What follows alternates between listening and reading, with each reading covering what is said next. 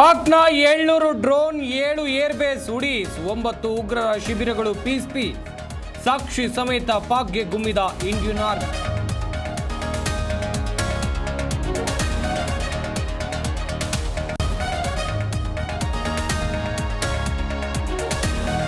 ಸೇನೆ ದಾಳಿಗೆ 100ಕ್ಕೂ ಹೆಚ್ಚು ಉಗ್ರರು ಮಟ್ಯಾಶ್, 35ರಿಂದ 40 ಪಾಕ್ ಯೋಧರು ಸಾವು.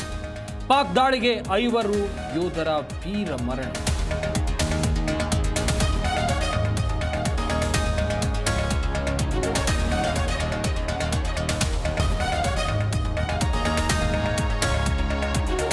ಪಾಕಿಸ್ತಾನಕ್ಕೆ ಅಷ್ಟ ದಿಗ್ಬಂಧನ, ವಾಯು ನೆಲೆ ಧ್ವಂಸ, ನೌಕಾ ದಾಳಿಗೂ ಸರ್ವ ಸಿದ್ಧತೆ.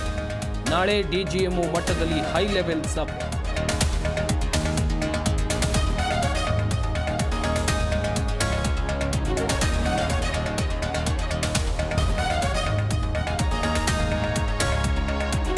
ತನ್ನ ನರಿಬುದ್ಧಿ ತೋರಿಸಿದ ಪಾಪಿ ಪಾಕಿಸ್ತಾನ, ಕದನ ವಿರಾಮ ಉಲ್ಲಂಘಿಸಿ ಪಾಕ್ ಡ್ರೋನ್ ದಾಳಿ, ಸಹಜ ಸ್ಥಿತಿಗೆ ಮರಳಿದ ಜಮ್ಮು ಮತ್ತು ಕಾಶ್ಮೀರ.